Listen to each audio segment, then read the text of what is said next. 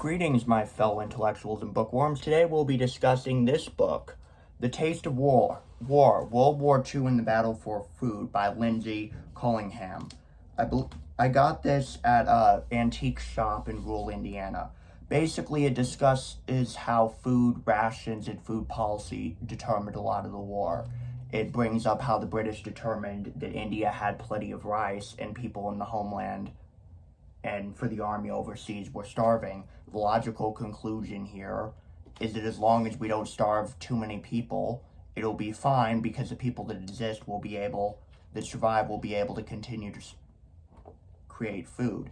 It talks about how the U.S. had the most rations of any nation because the U.S. was far away from the conflict and only really suffered food loss from, say, sinking ships, mainly to deliver to other countries. And of course, the U.S.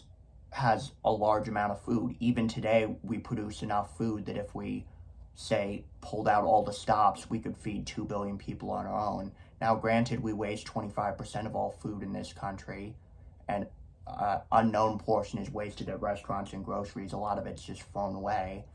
It's the same reason why a lot of companies, rather than, donating their used shirts, if it's a luxury brand or even a medium brand, will instead simply destroy it because it reduces the value of our product if we sell it to poor people at a discount.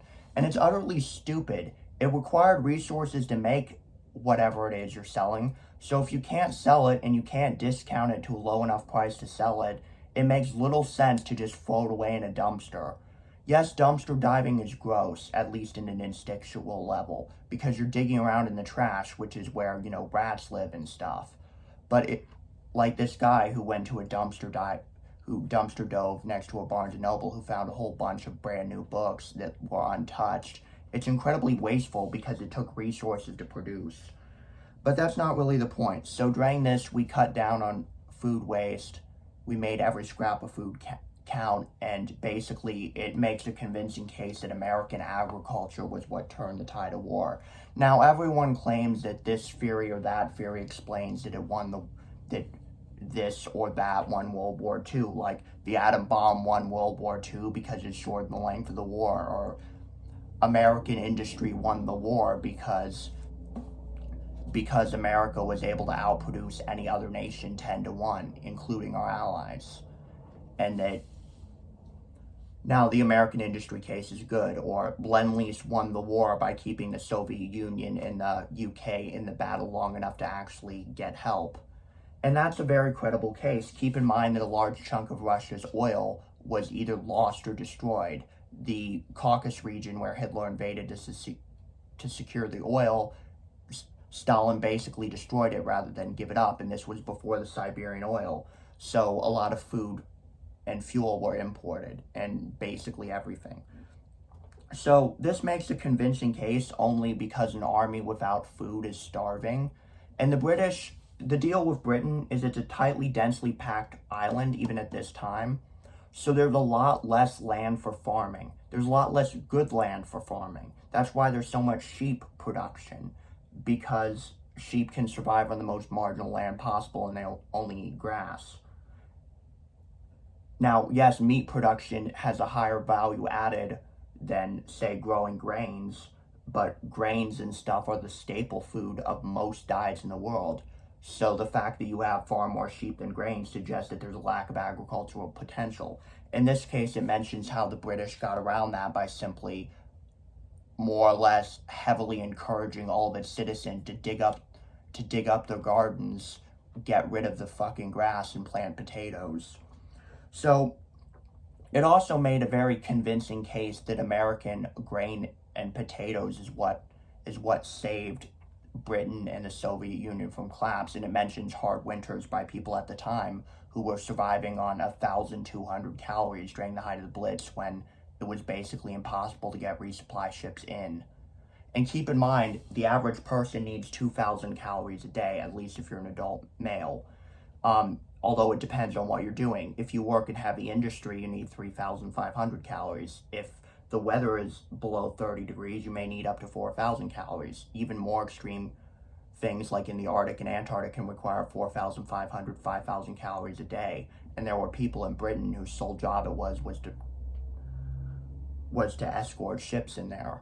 And yes, I know that's not technically the British, because most of those convoys that went from the U.S.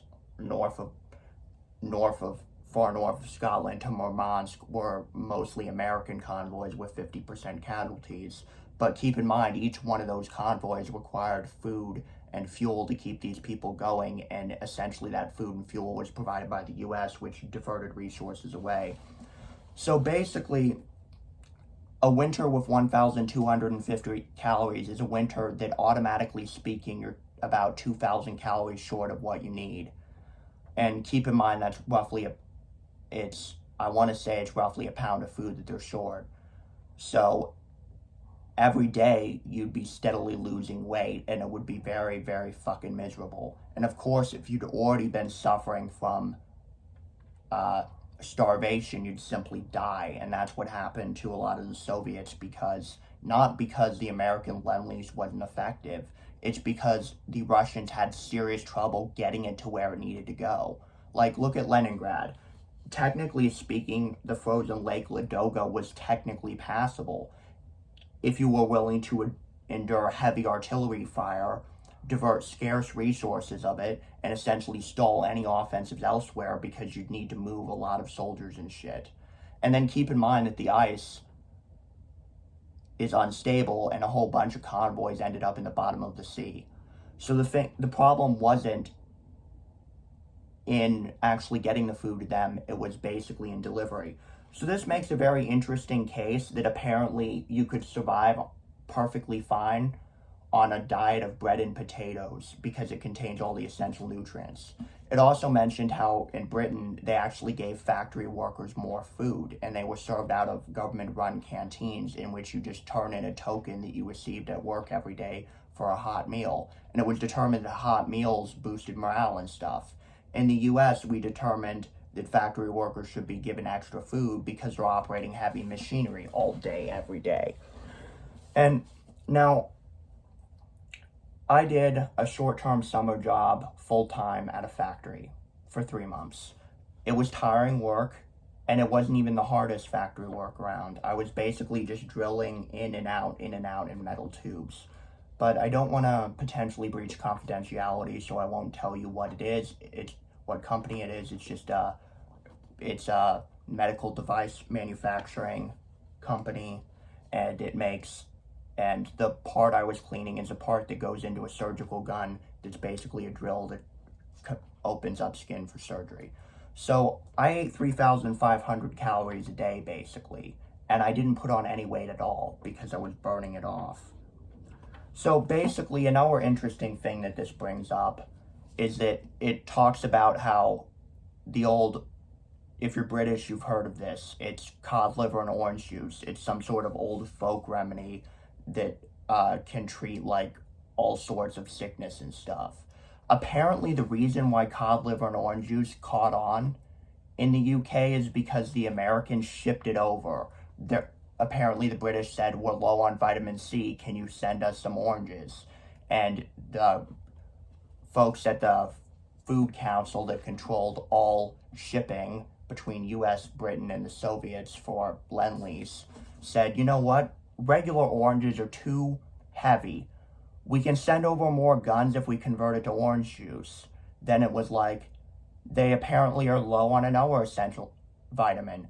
Apparently, cod liver contains a high amount of it. Let's send over cod liver from Newfoundland. And apparently, in a bid to save space, some shipments may have mixed the two together.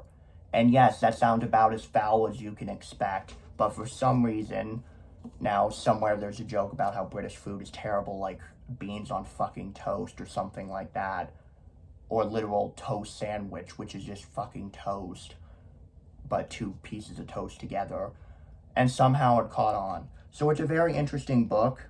It helps underscore like how food mainly contributed to the war, and how, in particularly, the U.S., when it was short on agricultural workers, opened up the Bracero program, which, as someone who speaks Spanish as a second language and who knows a lot about World War II, it means strong arm.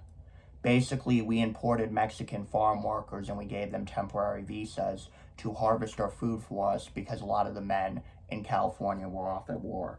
My state probably contributed more soldiers to World War II than any state, and we're very proud of that here.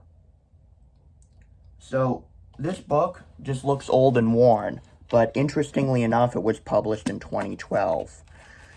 So, that's it for this book review. I give it a 5 out of 5 stars. I recommend you buy it. You can get it online, used bookstore, wherever books are sold. So I'm going to try and increase the pace of video uploads. I've been very busy with school. I'm taking 5 classes for college. Surprisingly, a lot of the ones I thought were hard weren't hard, and one of the ones that is hard, that I expected to be hard, is incredibly hard. I want to thank all of the people who viewed my previous video. It shot up on my statistics. I spent a lot of today responding to old comments. If you like my content, or even if you don't like my content and want to see my content improve, like, comment, and subscribe. Yeah, I know everyone says that, but I'm happy for each and every one of you, and I would really like if more people subscribed. Maybe I'll start making content in foreign languages as well. Bye.